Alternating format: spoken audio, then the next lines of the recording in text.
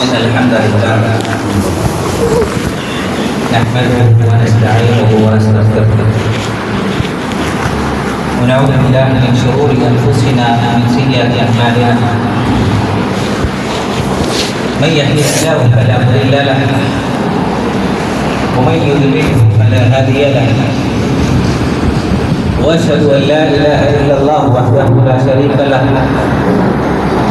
وأشهد أن محمدا عبده ورسوله أما بعد فإن خير الحديث كتاب الله وخير الحديث حديث محمد صلى الله عليه وسلم وشر الأمور محدثاتها وكل محدثة بدعة وكل بدعة ضلالة وكل ضلالة في النار. أعوذ بالله السميع العليم من الشيطان الرجيم من حمزه ونفخه ونفثه. يا بني آدم خذوا زينتكم عند كل مسجد وكلوا واشربوا ولا تسرفوا إنه لا يحب المسرفين.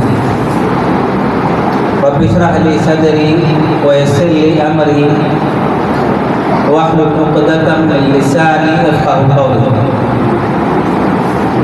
برادران اسلام، ہر قسم کی تعریف، توصیف، عبادتیں اللہ تعالیٰ کے لیے جو دونوں جہانوں کا خالق ہے، وہی مالک ہے اور وہی عبادت کے لائق ہے. درود اور سلامتی نازل ہو سارے انبیاء اور خصوصاً آخری نبی محمد رسول اللہ صلی اللہ علیہ وسلم کی ذات مبارکہ مقدسہ پر صلوات ربی و سلام و برکاتہ علیہ. برادران اسلام، انسانوں پر اللہ تعالیٰ کے بہت سارے احسانات ہیں.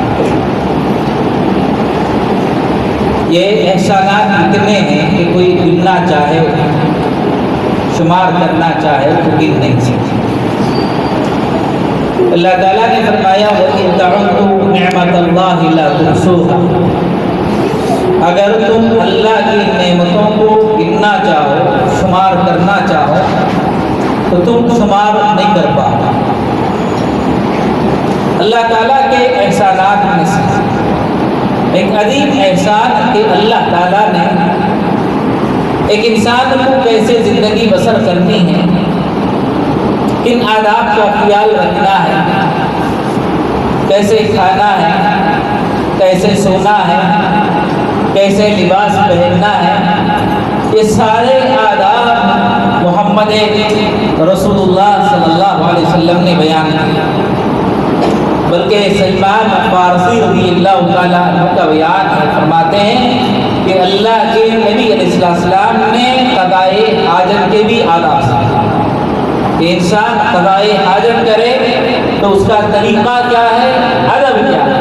یہ جو آداب بیان ہوئے ہیں شریعت اسلامیہ میں، چاہے ان کا تعلق لباس سے ہو، چاہے کھانے پینے سے ہو، چلنے پھرنے سے ہو، گفتگو سے ہو، اگر کوئی مسلمان ان آداب کا خیال رکھتا ہے، سنت پر عمل کرتا ہے تو اللہ ثواب اجر عطا کرے گا. تو گویا کہ ہر ادب فی نفسی اپنے اندر اجر رکھتا ہے، ثواب رکھتا ہے.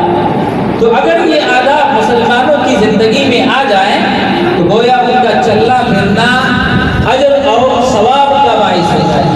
ان کا سونا ثواب کا باعث، ان کا پہننا باعث اجر اور ثواب. اسی لیے ابو موسیٰ اشعری رضی اللہ تعالیٰ عنہ فرمایا کرتے تھے احتسب فی نومتی کما احتسب فی قوم. جب میں رات میں سوتا ہوں تو اللہ سے ثواب کی امید رکھتا ہوں، جیسے میں نماز پڑھتے ہوئے ثواب کی امید رکھتا ہوں. میں امید کرتا ہوں کہ اللہ مجھے سونے پہ بھی ثواب دے.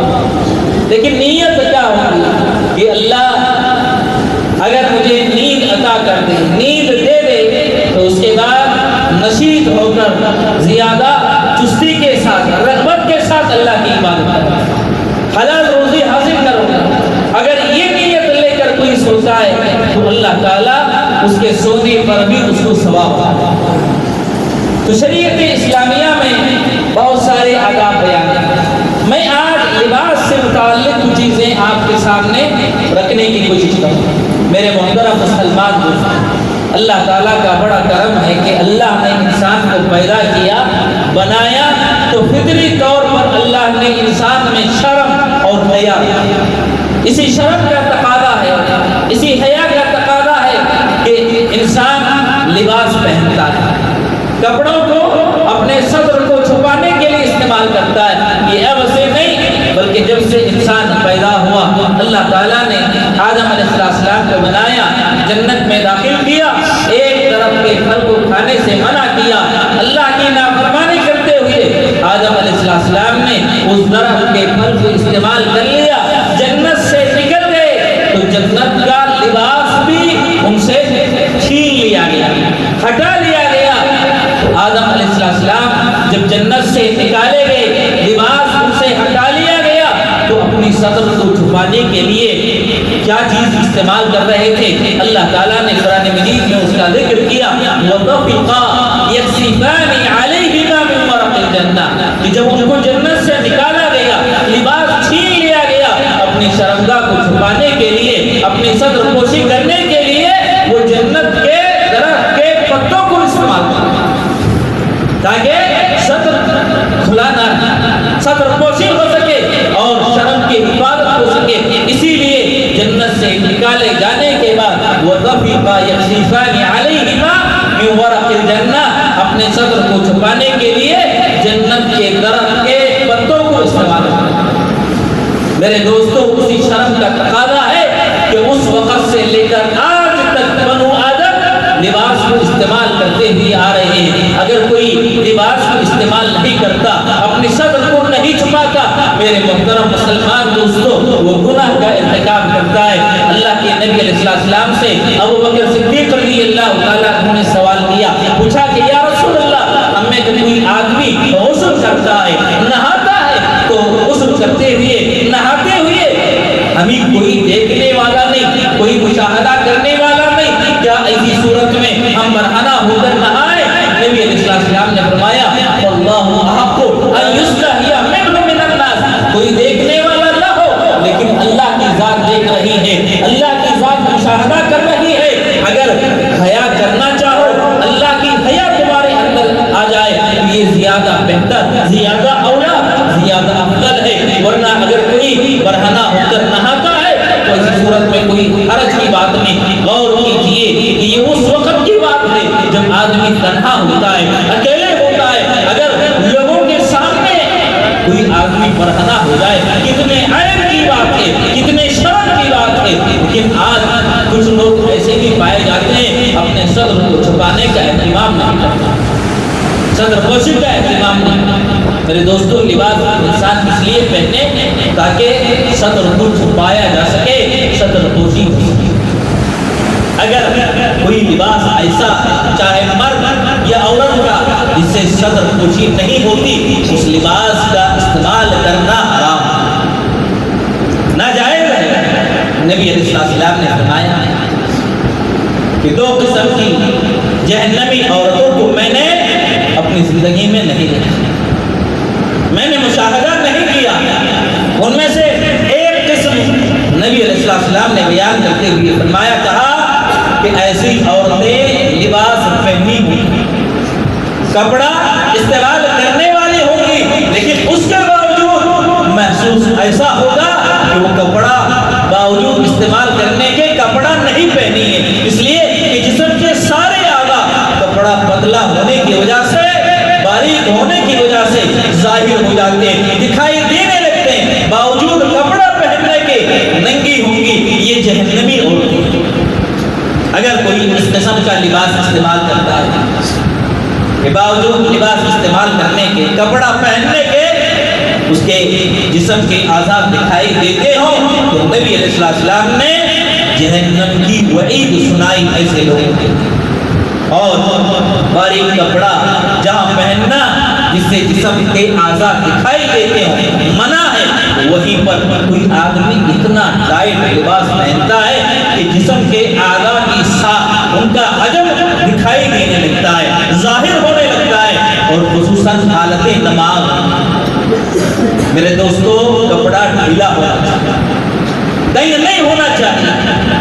بسا اوقات نوجوان اتنا ٹائٹ، اتنا تنگ لباس استعمال کرتے ہیں کہ جسم کا حجم ظاہر ہوتا ہے، جسم کے اعضاء کی بناوٹ پتہ چلتی ہے کہ اس کا ساخت کتنا ہے۔ اس قسم کا تنگ لباس استعمال کرنا علماء نے کہا کہ یہ بھی حرام ہے، خصوصاً حالت نماز میں۔ اور میرے محترم مسلمان دوستو، افسوس کی بات تو بعض نوجوانوں کی طرف سے یہ بھی دیکھنے کو ملتی ہے کہ نماز پڑھتے ہیں، ٹی شرٹ استعمال کرتے ہیں، پینٹ کا استعمال ہوتا ہے، کوئی حرج کی بات نہیں، اس لیے کہ اسلام میں کوئی ایک لباس متعین نہیں ہے۔ جو بھی لباس شریعت کے حدود میں، سنت کے مطابق ہو، اس کو آپ استعمال کر سکتے ہیں، اس کو پہن سکتے ہیں۔ اسی لیے آپ نے دیکھا ہوگا کہ شریعت نے کسی بھی لباس کو سنت میں قرار دیا، کسی بھی لباس کو مشروع میں قرار دیا۔ جو لباس آپ پہننا چاہیں پہن سکتے ہیں، لیکن ضروری ہے کہ وہ لباس شریعت کے حدود میں، دائرے میں ہو، سنت کے مطابق ہو، شریعت کے حدود سے، سنت سے نہ نکلے۔ نوجوان بسا اوقات حالت نماز میں مختصر سا ٹی شرٹ ہوتا ہے، پینٹ ہوتی ہے، جب سجدہ کرتے ہیں تو بسا اوقات پیٹھ کا کچھ حصہ دکھائی دیتا ہے۔ میرے دوستو، آپ یاد رکھیں، اس سے نماز باطل ہو جاتی ہے۔ ایک ہے نماز کا لباس اور ایک ہے خارج نماز لباس۔ نماز کا لباس کیا ہے؟ نماز کا لباس یہ ہے کہ انسان اپنے کندھوں کو ڈھک کر، کندھوں سے لے کر گھٹنوں تک سارا چھپا ہوا ہونا چاہیے۔ اگر اس کا کوئی حصہ ظاہر ہو جاتا ہے، کندھے سے لے کر گھٹنوں کے درمیان کا کوئی حصہ حالت نماز میں ظاہر ہوتا ہے، دکھائی دینے لگتا ہے، تو اس کی نماز باطل ہو جاتی ہے، اس کی نماز صحیح نہیں ہوگی۔ لہذا نوجوان جو لباس استعمال کرتے ہیں، خصوصاً نماز کے لیے، مسجد کے لیے، لباس ایسا ہو کہ ان کا جسم پورا ڈھکا ہوا ہو، چھپا ہوا ہو، جسم کا کوئی حصہ دکھائی نہ دے۔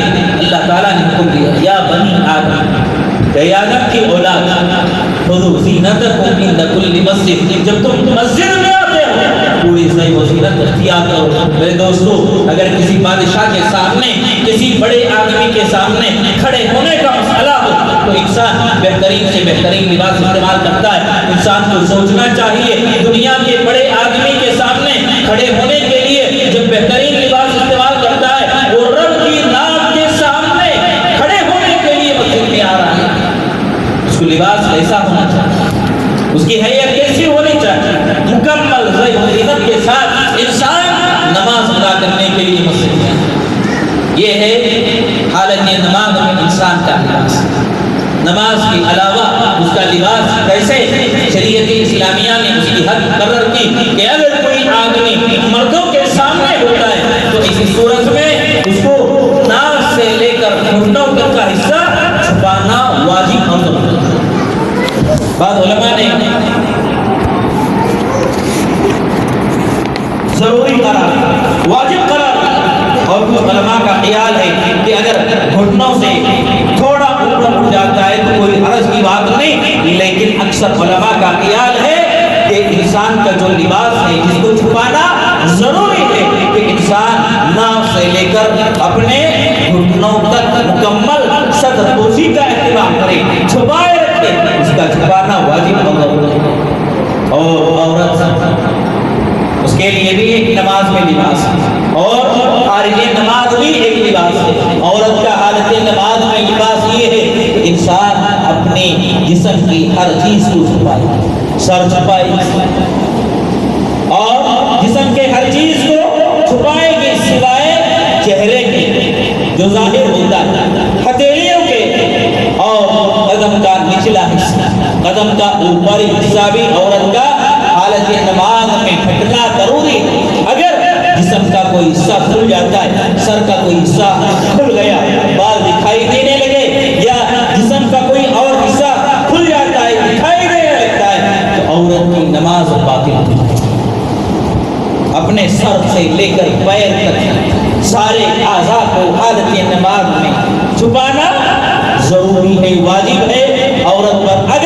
جسم کا کوئی حصہ نماز کی حالت میں دکھائی دینے لگتا ہے تو اسی صورت میں اس کی نماز باطل ہو جائے گی۔ کون سی چیز کھلی رہ سکتی ہے؟ اپنا چہرہ اور دونوں ہتھیلیاں اور اس کے قدم کا نچلا حصہ، اتنی چیزیں صرف دکھائی دینی چاہیے حالت نماز۔ نماز کے علاوہ جو عورت کا لباس ہے اپنے محارم کے سامنے باپ ہے، بھائی ہے، وہ اپنے سر کو چھپا سکتی ہے، کھول سکتی ہے، بقیہ جسم کا سارا حصہ چھپائے ہوئے گائے تو سر کے بال یا سر کو کھلا رکھ سکتی ہے اپنے محارم کے سامنے، چہرہ کھلا رکھ سکتی ہے، ہتھیلیوں کو کھلا رکھ سکتی ہے، اور باقی جسم کے حصے کو اور اپنے گھر میں ڈھانپ کر رہے گی۔ یہ خارج نماز کا لباس ہے۔ مسلمانوں کو چاہیے کہ شریعت اسلامیہ نے جو حدود بیان کی ان حدود کا خیال رکھیں۔ لباس کے لیے شریعت نے کئی ضوابط بیان ہیں، انہی ضوابط میں سے ایک ضابطہ یہ ہے کوئی مرد عورتوں کا لباس اور عورتیں مردوں کا لباس استعمال کریں۔ مردوں کا لباس عورتوں کے لیے، عورتوں کا لباس مردوں کے لیے استعمال کرنا حرام ہے۔ نبی علیہ السلام نے فرمایا لعن اللہ المتشبہین بالرجال من النساء، ان مردوں پر اللہ کی لعنت ہو جو عورتوں کی مشابہت اختیار کرتے ہیں، اور ان عورتوں پر اللہ کی لعنت ہو جو مردوں کی مشابہت اختیار کرتے ہیں۔ مردوں کے لیے عورتوں کا لباس اور عورتوں کے لیے مردوں کا لباس یہ حرام ہے، استعمال نہیں کر سکتے۔ اور کافروں کا لباس استعمال کرنے سے شریعت نے منع کیا کہ کوئی کافروں کا لباس استعمال کرے۔ آپ صلی اللہ علیہ وسلم نے فرمایا من تشبہ بقوم فهو منهم، جو آدمی کسی قوم کی مشابہت اختیار کرتا ہے وہ انہی میں شمار کیا جائے گا۔ کافروں کا لباس جس سے منع کیا گیا ہے، روکا گیا، کون سا لباس؟ کیا کافر جس کو عموماً اپنی زندگی میں استعمال کرتے ہیں؟ نہیں، وہ لباس جو ان کی مذہب کی پہچان ہے، جو وہ اپنے مذہب کے لیے، تہواروں کے لیے، عید کے موقع پر ان کے عابد، ان کے راہب، ان کے پادری استعمال کرتے ہیں، اس قسم کا لباس مسلمانوں کے لیے استعمال کرنا جو ان کے مذہب کی علامت ہے، نشانی ہے، وہ لباس استعمال کرنا حرام ہے۔ نبی علیہ السلام نے فرمایا من تشبہ بقوم فهو منهم، جو آدمی کسی قوم کی مشابہت اختیار کرتا ہے وہ انہی میں شمار کیا جائے گا۔ لہذا کافروں کا جو مخصوص لباس ہے، ان کے مذہب کی نشانی ہے، پہچان ہے، چاہے رنگ میں یا ڈیزائن میں، جو ان کے مذہب کی علامت کے طور پر جانا جاتا ہے، اس کو استعمال کرنا مسلمان کے لیے حرام ہے۔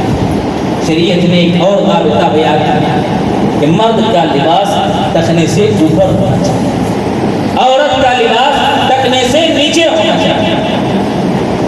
ام سلمہ رضی اللہ تعالی عنہا نے سوال کیا یا رسول اللہ، عورت جو لباس استعمال کرتی ہے اس کا لباس کتنا اونچا ہونا چاہیے، ٹخنے سے کتنا نیچے ہونا چاہیے؟ نبی علیہ السلام نے فرمایا شبرۃ، ایک بارش۔ ام سلمہ نے فرمایا کہ اگر صرف ایک بارش نیچے رہے گا تو مساوات عدم ظاہر ہو جائے گا، قدم دکھائی نہیں لگیں گے۔ تو نبی علیہ السلام نے فرمایا وراءً، اگر قدم دکھائی دیتے ہو تو قدم کو چھپانے کے لیے ایک ہاتھ استعمال کریں، نیچے لباس، یہ عورت کا لباس۔ اس کے مقابلے میں مرد اپنا لباس ٹخنے سے اوپر رکھے۔ ابو ذر غفاری رضی اللہ تعالیٰ فرماتے ہیں کہ میں نے نبی علیہ السلام کو سنا لا ينظر اللہ یوم القیامہ ثلاث، لا ينظر اللہ الیہم یوم القیامہ ولا یکلمہم ولا یزکیہم ولہم عذاب الیم۔ تین قسم کے لوگ، چار قسم کا عذاب ہوگا جہنم، تین قسم کے لوگوں کو چار طرح کا عذاب، ثلاثہ، تین قسم کے ایسے آدمی ہیں اللہ تعالیٰ چار طرح کا عذاب دے گا۔ کیا عذاب ہے؟ لا ينظر اللہ الیہم یوم القیامہ، اللہ تعالیٰ قیامت کے دن ان کی طرف نہیں دیکھے گا، اللہ نہیں دیکھے گا۔ کوئی آدمی کسی آدمی سے ناراض ہوتا ہے تو اس کو دیکھنا گوارا نہیں کرتا، دنیا میں منہ چھپاتا ہے، نظر پڑ جائے منہ پھیر دیتا ہے۔ رب نے فرمایا قیامت کے دن تین قسم کے لوگوں کو اللہ تعالیٰ نہیں نہیں دیکھے گا، ولا یزکیہم، گناہوں سے ان کو پاک نہیں کرے گا، کیونکہ جنت میں داخل ہونے کے لیے گناہوں سے پاک ہونا ضروری ہے، اللہ پاک بھی نہیں کرے گا۔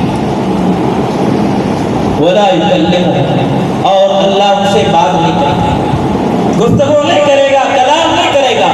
اللہ کسی بندے سے بات کر لے، معافی کی امید ہو سکتی ہے، اب درگزر احسان کی، رحمت کی امید کی جا سکتی ہے۔ اللہ ان سے بات نہیں کرے گا، دیکھے گا نہیں، گناہوں سے پاک نہیں کرے گا، اللہ ان سے بات نہیں کرے گا۔ وَلَهُمْ عَذَابٌ أَلِيمٌ، اور جہنم کا دردناک عذاب ہے۔ ابو ذر غفاری رضی اللہ تعالیٰ عنہ سوال کرتے خواب و خصیت، یا رسول اللہ یہ تین قسم کے لوگ برباد ہوں، ہلاک ہوں، نقصان اٹھائیں، کون لوگ ہیں؟ آپ صلی اللہ علیہ وسلم نے فرمایا پہلا وہ آدمی المنان، اللہ کے راستے میں خرچ کرتا ہے، دیتا ہے، لیکن دینے کے بعد احسان جتاتا ہے، رب کے راستے میں خرچ کرنے کے بعد احسان جتانے والا۔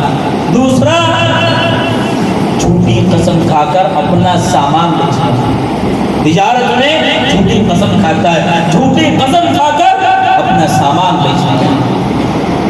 تیسرا وہ آدمی جو اپنے لباس کو ٹخنے سے نیچے رکھتا ہے، جس کا لباس ٹخنے سے نیچے ہو، اللہ اس سے بات نہیں کرے گا، اس کی طرف نہیں دیکھے گا، گناہوں سے پاک نہیں کرے گا، اور جہنم کا دردناک عذاب ہے۔ آج ہم اپنے لباس کا جائزہ لیں، بہت سارے نوجوان نماز میں آتے ہیں، لباس اوپر کر لیتے ہیں، نماز سے باہر چلے جاتے ہیں، لباس نیچے ہوتا ہے۔ یہ جو حدیث ہے آپ نے حالت نماز میں بھی اور خارج نماز میں بھی مسلمان کا لباس ٹخنے سے اوپر ہوتا ہے۔ نبی علیہ السلام کی قول حدیث ہے ما اسفل من الکعبین من الازار ففی النار، جتنا حصہ انسان کا ٹخنے سے نیچے ہوگا اتنا جہنم کی آگ میں چلے گا، اتنا جہنم کی آگ میں چلے گا۔ آج عورتوں کا لباس اوپر آ گیا ہے اور مردوں کا لباس نیچے چلا گیا۔ معاملہ الٹا ہونا چاہیے تھا، لیکن آج طریقہ یہ رائج ہے، انسان کو چاہیے سوچے اپنے انجام کے بارے میں کہ کہیں میں اپنے لباس کو ٹخنے سے نیچے رکھنے کی وجہ سے جہنم کی آگ کا ایندھن نہ بن جائے، جہنم میں نہ چلا جائے۔ اس لیے انسان کو چاہیے کہ اپنے لباس کو اوپر اٹھائے، ٹخنے سے اوپر کرے، یہ اس کے لیے زیادہ بہتر ہے۔ عمر فاروق رضی اللہ تعالیٰ عنہ جب زخمی کیا گیا، بستر پہ موت کا یقین ہو گیا، ایک آدمی آیا ان کی عیادت کرنے کے لیے، نوجوان خیر کے کلمات ان کے بارے میں کہتا ہے۔ جب وہ واپس جانے لگا تو عمر فاروق رضی اللہ تعالیٰ نے دیکھا کہ اس کا لباس ٹخنے سے نیچے ہے، اس کو اپنے پاس بلایا، فرمایا کہ ارفع ثوبک، اپنے ازار کو، اپنے کپڑے کو اوپر اٹھاؤ، فَإِنَّهُ أَنْقَى لِثَوْبِكَ وَأَتْقَى لِرَبِّكَ، اگر ٹخنے سے اوپر اٹھاؤ گے تو تمہارا کپڑا بھی صاف رہے گا، اور ساتھ میں یہ تقوی کی نشانی ہے، اللہ سے ڈرنے کی علامت ہے۔ تو لہذا نوجوان اپنے لباس کو شریعت کے حدود میں، شریعت کے دائرے میں رکھیں، اور بھی بہت سارے ضوابط شریعت اسلامیہ نے بیان کیے ہیں۔ انشاءاللہ اگلے اس کے بعد جو آنے والا جمعہ ہوگا میں اس کو آپ کے سامنے رکھنے کی کوشش کروں گا۔ اللہ تعالیٰ سے دعا کرتا ہوں کہ اللہ تعالیٰ ہم تمام مسلمانوں کو اپنی ہر چیز کو شریعت کے مطابق بنانے کی توفیق عطا فرمائے، اور اللہ تعالیٰ جب تک زندہ رکھے، ایمان اور اسلام پر زندہ رکھے، موت دے تو اللہ توحید اور ایمان پر موت عطا فرمائے، جنت میں جگا دے، جہنم اور قبر کی عذاب سے بچائے، آمین۔ وآخر دعوانا الحمدللہ رب العالمین۔